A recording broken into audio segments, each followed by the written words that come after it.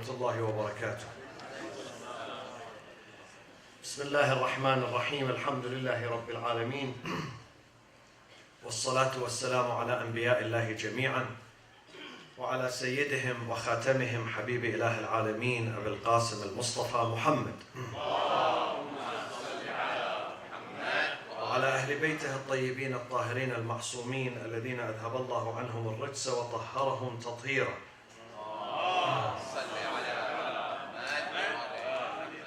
One of the most critical subjects that we have to discuss and debate is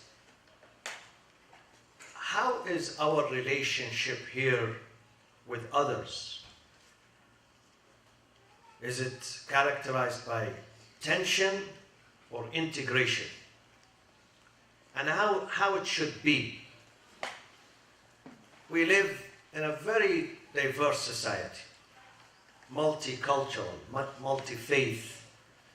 Multiplicity in America is a cornerstone of this society and this culture. Diversity and multiplicity.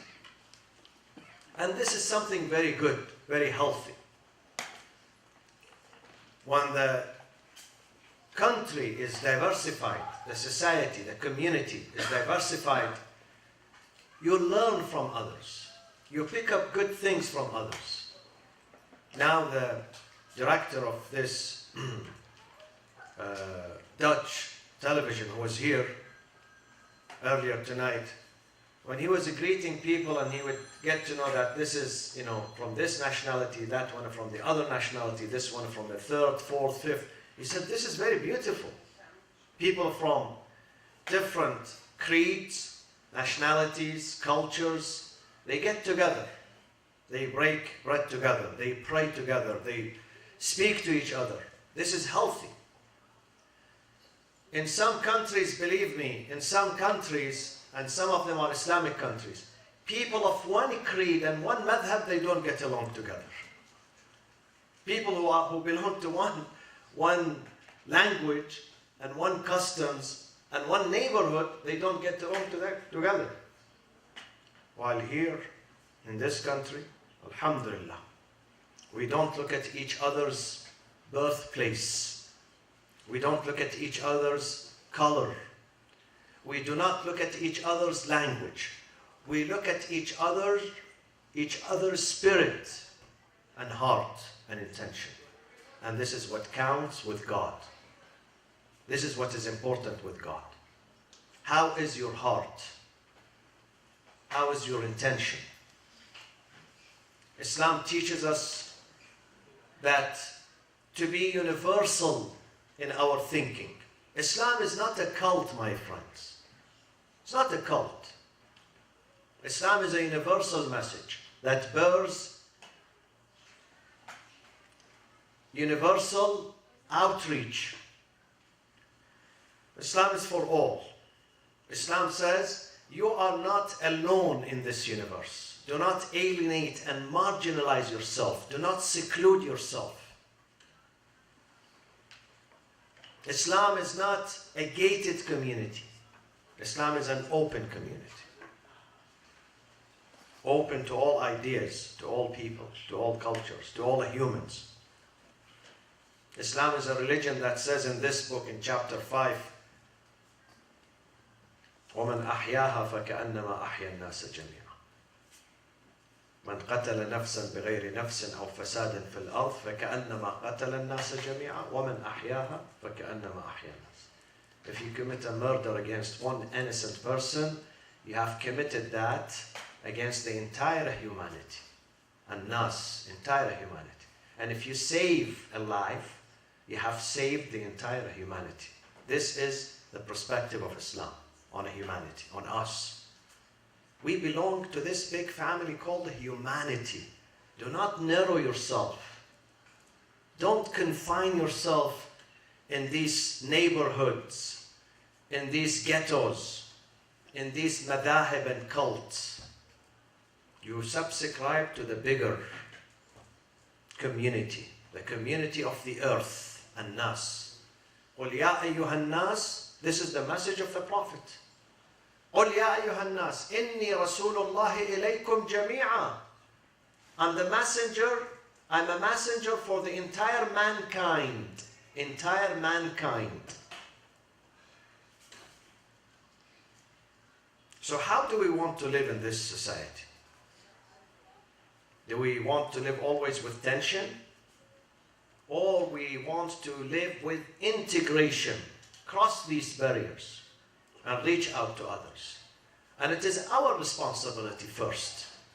It is our religion, our book, our prophet that call upon us day and night to reach out to others.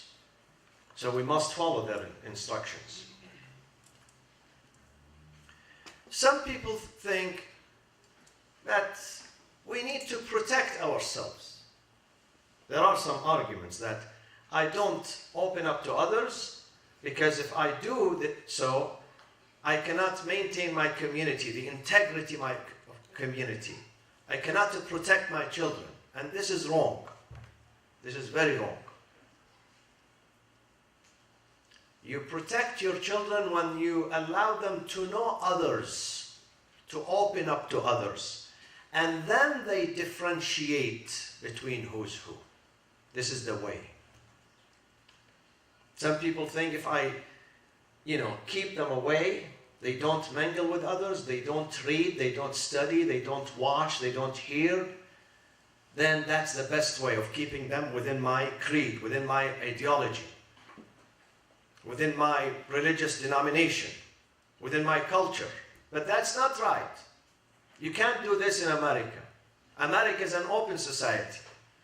Yes, you can keep your kids at home when they are 5 or 6 or 7, but when they are 15 and 16 and 17, you cannot keep them at home.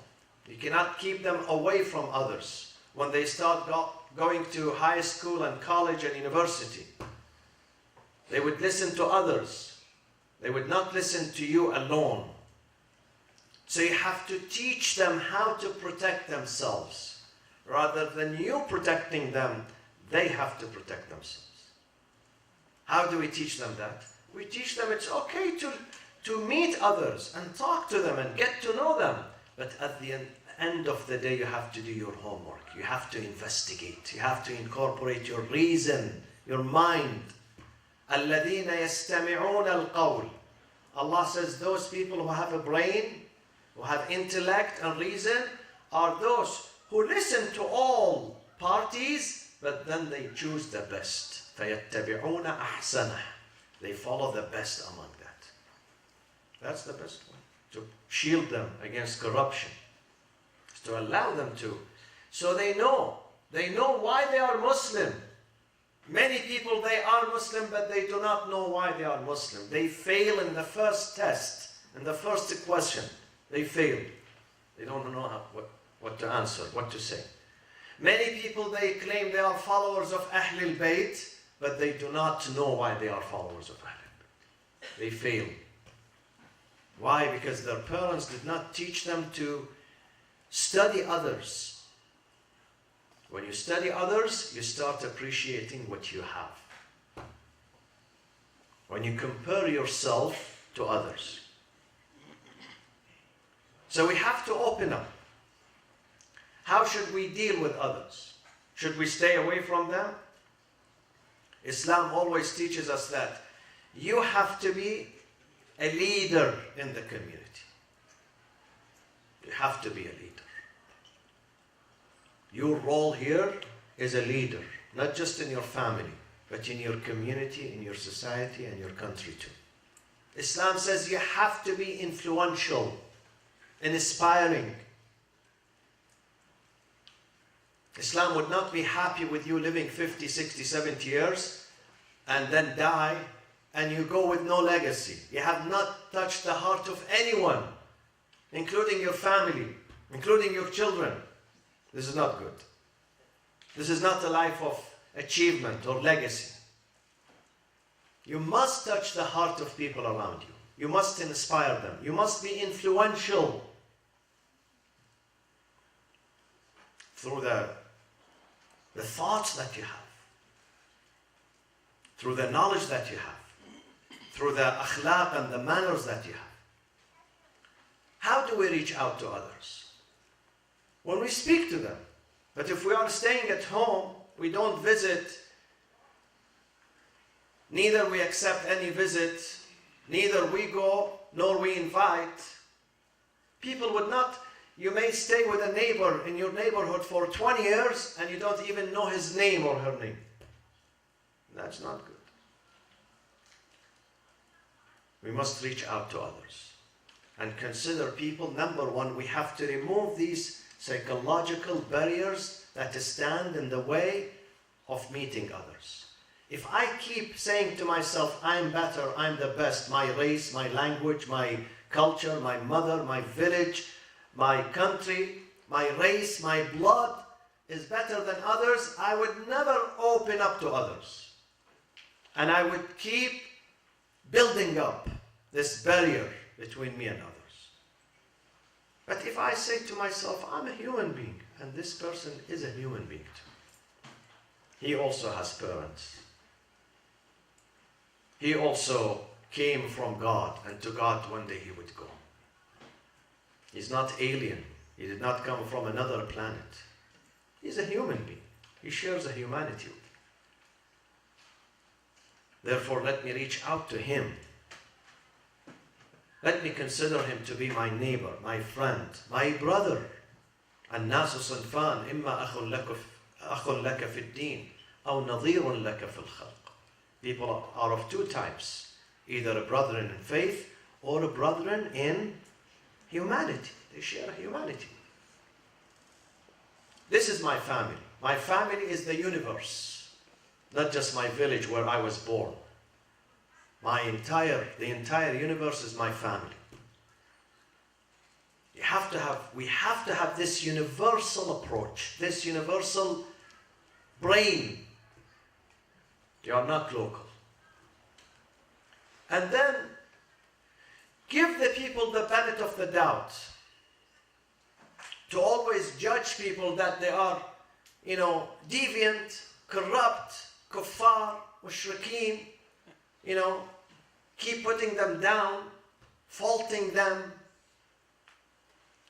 It would not get you to nowhere, but further tension and further hate. And this is what we see in some cultures, in some madahib. When you go to certain countries and masajid, even in the month of Ramadan, the job of the imam is only cursing. He knows nothing but cursing. Believe me. That's the only art that he masters. La'na, la'na, la'na, la'na. Allahumma al'an fulan. Allahumma al'an fulan. Allah. That breeds violence and hate and makes youngsters as young as 14 and 15 and 16, they strap bombs around their body and then they go to London, to Paris, to New York, to this village and that mosque and this hospital, and they detonate themselves, they kill themselves and they kill others. That's the result. The result of this curse, la'na, la'na, la'na, la'na, is to kill more people. And it's to divide the societies, to divide the humanities, to divide them. We need to bring them together. Allah said to Musa, Ya Musa, you know why I sent you? I sent you to connect, lil-wasl, la lil-fasl, lil-wasl, to connect people, to bring the hearts together. This is your job. If you see two people not speaking to each other, you have to bring them together. Two communities have conflict, you have to bring them together. Two families, they don't have good relationship, you have to bring reforms. Let them speak to each other and respect each other. This is your job. Wasl, to connect, not fasl, not to separate. What many people are doing today, they separate people from each other. Islam says, no, this is not good. This is not the purpose why you are here in this life. The purpose is to bring people together. Why do we read this dua? Have you thought? Why do we read this dua every night? Why do we do these prayers? Why do we do this fasting every day? For one reason. To be good to each other. To be nicer to each other. To be more kind to each other. to be more humble. One day the Prophet turned to his Sahaba, his community. He said, "Ma li la ara alaykum halawat al-iman." I don't see the effect, the beauty of faith on you. They said, "Wa ma halawat al-iman ya Rasulullah?" What is it? He said, "Halawat al-iman, at-tawadu', humility." I see some of you are arrogant. Where is faith then? Where is the effect of faith on you? You pray and you fast, but you don't get anything out of that. I don't see it in your behavior, in your life. Where is it? He said, humility. Humility, tawadu'. To be kind, to be humble, to accept people. The norm in Islam is acceptance. If we reject once in a while, that is not the norm. That is an exception. There are certain reasons that certain people, very few individuals among millions, that you should stay away from them. Because they are contagious. Unfortunately, they are contagious. Others, you have to embrace them. You have to accept them. We in America, we have Risala message, my friends. I always say, the Muslims in America, they have a double message. If someone comes from somewhere else to make money here, we came here to make money and something else, not just to make money. It's good to make money. It's good to send your kids to the best schools. It's good to generate money to help your family and help families. Very good. But it does not stop here. We have a greater responsibility. Besides making money, we have a responsibility of making goodness too in the societies. Spread goodness. Spread justice. Spread equality. Spread humanity. Teach people around us. We have to inspire. We have to inspire our neighborhood. If you are a Muslim in a neighborhood, you have to be more caring than others. You have to respect your street and your neighborhood more than others, because this is what your religion tells you. Because you pray 5 times a day. Others, they might not pray 5 times a day. You fast 30 days in Ramadan. Others may not do that. You do these things. So we have to see the result of this worshipping and fasting and prayers on your daily life. Deen is not only for the akhirah, my friends. Deen is for the dunya too. وَلَا تَنْسَ نَصِيبَكَ مِنَ الدُّنْيَا. We should see the result of religion and religiosity on your daily life, on your daily activities, on your relationships with all people around you. They must feel that you are really truly religious. Through our behavior, through the way we speak, the way we behave, the way we deal, the way we purchase, the way we approach people. They should feel that we are, as Amin just said, the result of fasting is what? It's patience, yes. But unfortunately, sometimes it doesn't work. People fast 30 days, but they become more impatient. More impatient. They miss the point. They miss the point. They waste their time. They waste their time. And this is exactly what the Prophet ﷺ says. وَكَمْ مِنْ صَائِمٍ لَيْسَ لَهُ مِنْ صِيَامِهِ إِلَّا الْجُوعُ وَالْعَطَشِ. How oftentimes people fast, but they gain nothing but thirst and hunger. They don't get any spiritual value. They don't get any gain, spiritual gain. They get physical strain, but no spiritual gain. Because they miss the point. They miss why they are fasting. Fasting becomes a routine for them, a habit, customs. Hey, Ramadan is here, let's fast. Why we are fasting, I really don't know. Because my mother is fasting. Because everybody else in the family is fasting, I have no choice. If I don't fast, I get no dinner, no lunch, you know.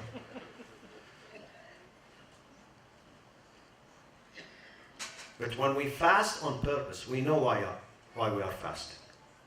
Not because my family is fasting. Because I need to fast. I need to control myself. I need to control my desire. Here I start learning. Allah says when it comes to other communities, I want you to be good to them. You represent God. God says, I'm kind, I'm nice, I'm forgiving. So when you represent me, you have to embody these principles and these values. God says, leave people alone. I could have made all people Muslims. He could have done that, believe me. وَلَوْ شَاءَ رَبُّكَ لَجَمَعَهُمْ عَلَى الْهُدَى. I could have made all people muwahideen, worshippers, good believers, good committed Muslims, practicing Muslims, but I did not want to do that on purpose. Why? Because if I do that, what will happen? You tell me. If God forced me to be a Muslim, would there be any value in my Islam? No. Because it's not me, it's God is forcing me, pushing me against my will. So why should I deserve Jannah or paradise or reward? I'm being forced to follow this faith. God says, I don't do that. I don't force you. I want you to discover the faith yourself and follow it yourself with your own free will, with love. Follow religion with love, not with coercion. This is why I say to many mothers and fathers, please leave your children alone. Don't force them to practice religion. Teach them, but don't force them. Teach them. Encourage them. Make it easier for them. But don't force them. When you force them, you are not doing good to them, neither to yourself. One day you look around and you find your daughter is not in the mosque. Your son ran away from religion. He ran away from the family. Why? Because my father, he forced me. My mother forced me. Forced me to wear hijab. Forced me to pray. Forced me to fast. Forced me. We shouldn't. We should educate. We are mu'allim. We are teachers. We sit with them in a nice way. And they are humans. They are humans. If we speak to them in a nice way, without pressure, without intimidation, with respect, and, as you said, with patience, because you can't switch them overnight, then you will see the fruits. They would follow it automatically. They would fall in love with it. You don't have to run after them and ask them, did you pray today? Did you fast today? Did you do? You don't have to, because they get it, they learn it, they like it, and they follow it. It's about education. Allah says, be good to those around you. لا ينهاكم الله عن الذين لم يقاتلوكم في الدين ولم يخرجوكم من دياركم أن تبروهم وتقسطوا إليهم. أن تبروهم وتقسطوا إليهم. To use birr. Birr is the highest level of kindness. Where do you use birr usually? Where do we use birr? Where is it in the Quran? God says use birr. Birr is the highest level of kindness. Where should we use it? Exactly, with your parents. God says this high level of kindness and goodness, you may use it with people who are non-Muslim. They are non-Muslims. Christians, Jews, others, atheists. They don't know God. Use birr with them. أن تبروهم. This is the wording of the Quran in Surah Al-Mumtahana. أن تبروهم. That you do goodness to them. وَتُقْسِطُوا إِلَيْهِمْ. And you do justice. What's the meaning of qist? Qist also is justice. قُلْ أَمَرَ رَبِّي بِالْقِسْطِ. Say, God commanded me to practice justice. Justice is not, we think justice is in the court, only the judge. No, you are judges here. You all, mothers, fathers, children, you are judges. And God asks you to implement justice. Justice with yourself. Don't abuse yourself. Don't mishandle yourself. Be merciful to yourself. Be merciful to your family. Be merciful to the environment. Be merciful to everything. قُلْ أَمَرَ رَبِّي بِالْقِسْطِ. And God says use this qist with non-Muslims. God is saying this. Integrate with them. Work. Show the beauty of Islam. I said this the other day. There was a survey, a study about Islam in America. The survey says that whenever they interviewed some Americans about Islam, they found out that those who happened to have a Muslim neighbor or a Muslim co-worker, they were okay with Islam. They looked at Islam favorably. Those who happen not to have a Muslim neighbor, or probably a bad Muslim neighbor, I don't know, sometimes. Not all Muslim neighbors are good. No. Some of them, they don't represent Islam good. Okay? So those who happen not to know a Muslim, they had an unfavorable view of Islam. See? See the result of getting to know others and reaching out to others? Allah says, لِتَعَارَفُوا. I created you, so you go to this community, to this family, to this church, to this synagogue, to this temple, to this quarter, to this culture, and introduce yourself. Speak to them, sit with them, tell them about your faith. Tell them about who you are. Ignorance is our biggest enemy today.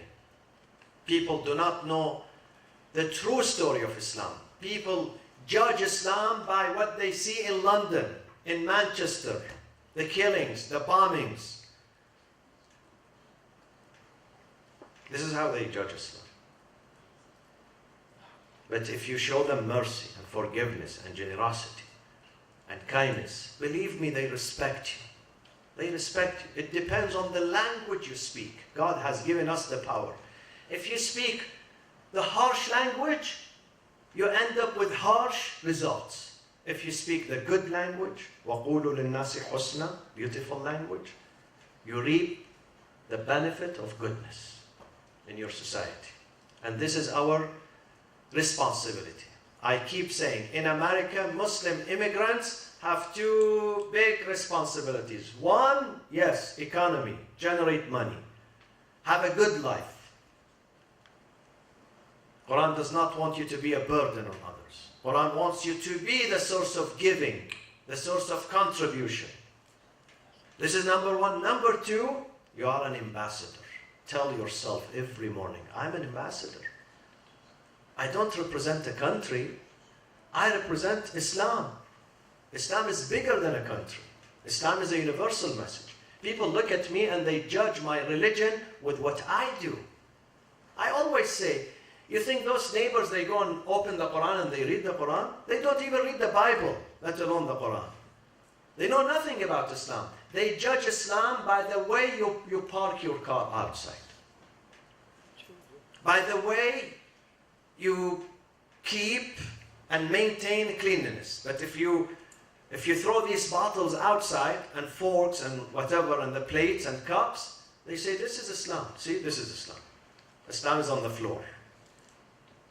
They don't come and read. They don't know the difference between Islam and Christianity and Judaism. And they don't read. They look at your behavior. They judge you by your behavior. If your behavior is good, they say his religion is good. If the behavior is bad, unfortunately, they look down at your faith, not just yourself, your religion, your prophet, your book. They look down at it. So we have a bigger responsibility today of introducing our religion in a way that makes God happy. God says you are a good ambassador. You lived in America for 40 years. Look at the result. Look at how many hearts and minds you conquered, while others they live again another 40 years, but they do nothing for God. And they come on the day of judgment empty-handed, with life of no achievement. Allah says the life of no achievement is the life of whom? Humans or animals? Animals. Allah says animals are busy always with food and drink. Food, drink, shelter. Food, drink, shelter. They have no aspirations. No animal would say, well, I love to save this neighborhood, I have a plan, a dream for reforms in this society. Have you seen such animal? If you see him, say salam on my behalf.